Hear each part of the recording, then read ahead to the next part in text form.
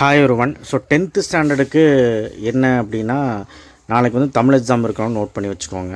நாளைக்கு இல்லை வர எப்பாவது வந்து நோட் பண்ணி வச்சுக்கோங்க.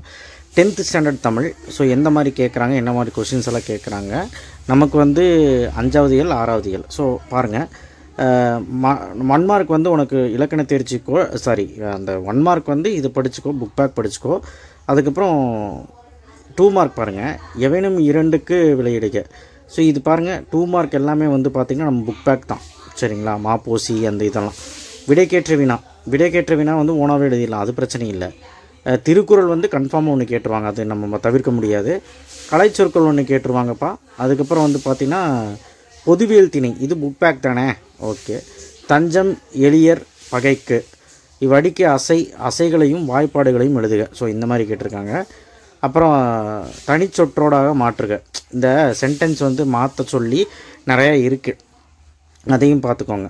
பகுபதொருப்பணம் ஒன்று கேட்டுருவாங்க. ஸோ இது 2 மார்க்கில் இனி 3 தான் எழுத சொல்கிறாங்க. ஸோ கலைச்சொற்கள் ஒன்று எழுதிடுங்க. அப்புறம் வேறு ஏதாவது கேட்பாங்க, இதே மாதிரி ஃபார்மேட்டில் தான் வரும். ஸோ அதை எழுதிக்கோங்க, ஒன்றும் பிரச்சனை இல்லை. ஸோ என்னெல்லாம் டீட்டெயில் கேட்குறாங்க, என்னெல்லாம் சிறுவினா குருவினா கேட்குறாங்க, எந்த டைப்பில் கேட்குறாங்கன்னு சொல்லிடுறேன். இம்பார்ட்டன்ட்மே சொல்லிடுறேன், வீடியோவை ஸ்கிப் பண்ணாமல் பாருங்கள். ஸோ அப்படி பார்க்கும்போது பார்த்திங்கன்னா இங்கே நமக்கு வந்துங்க சிறுவினா வந்து பார்த்திங்கன்னா மருத நிலத்தில் இயற்கை. ஸோ இது ரொம்ப ரொம்ப இம்பார்ட்டண்டான ஒன்று. அப்புறம் தலையை கெடுத்தணும் ரொம்ப ரொம்ப இம்பார்ட்டன்ட், சரிங்களா. சேர சோழன் ஒன்று இருக்குது, அதுவுமே ரொம்ப ரொம்ப இம்பார்ட்டன்ட். அதுக்கப்புறம் வந்து பார்த்திங்கன்னா ரொம்ப ரொம்ப முக்கியமான கொஸ்டின்ஸு. அதாவது நான் என்ன சொல்லுவேன்னா, 5வது இயல் 6வது இயல் முக்கியமான கொஸ்டின்ஸ் என்னங்கிறது கொடுத்துருக்கேன், டிஸ்கஷன் பாக்ஸில் வச்சுருக்கேன். ஸோ அந்த வீடியோவை பார்க்காம விட்றாதீங்க, அந்த வீடியோ பார்த்திங்கன்னா கிளாரிட்டியாக இருக்கும். ஸோ இது வந்து ஒரு மாடல் கொஸ்டின் பேப்பர் 2025 ஒரு டிஸ்ட்ரிக்டில் முடிஞ்சது. கடற்கரையில் உப்பு காய்ச்சல், அதுவுமே ஈஸி தான். அடுத்தது மொழிபெயர்ப்பு, ஸோ அது கேட்டுருவாங்க. எவைனும் 3 தான் எழுத சொல்கிறாங்க இந்த செஷனில். ஸோ மொழிபெயர்ப்பு, உரைப்பத்தை பற்றியது அது வந்து ஓனாவே எழுதிக்கலாம். அடுத்தது அண்ணல் என தொடங்கும் இது பாடல் கேட்டிருக்காங்க. ஸோ மனப்பாடம் பொறுத்த வரைக்கும் இதுதான் வரும் அதுதான் வரும்னு சொல்ல முடியாது. காட்சி கண்டு கவிஞரும் ஒன்று கேட்டுருவாங்க. அடுத்து நெடுவினா, நீங்கள் படித்து முடித்து உங்கள் துறையில் செய்யக்கூடிய, இது வேண்டாம், இது நிற்காதிருக்க தகவலாம் கேட்டிருக்காங்க.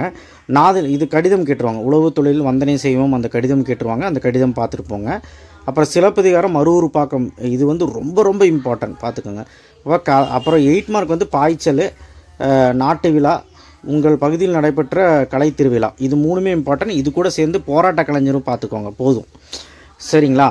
இந்த 4 8 மார்க் பார்த்தாலே நமக்கு வந்து 8 மார்க் போல் 6 மார்க்குன்னு கேட்டிருக்காங்க. எனிவே அது 8 மார்க் தான், அதாவது 8 மார்க் தான் பப்ளிக்கில் கேட்பாங்க, இதில் 6 மார்க் கேட்டிருக்காங்க. ஸோ டீட்டெயிலை பொறுத்த வரைக்கும் நாட்டு விழா, அந்த இது பாய்ச்சல் கதை, அப்புறம் கலை திருவிழா கட்டுரை, அப்புறம் போராட்ட கலைஞர், அந்த டீட்டெயில் அது பார்த்துக்கோங்க. ஸோ சிறுவினாவை பொறுத்த வரைக்கும் நான் இம்பார்ட்டன்ட்லாம் கொடுத்துருக்கேன், சிறுவினா குருவினா.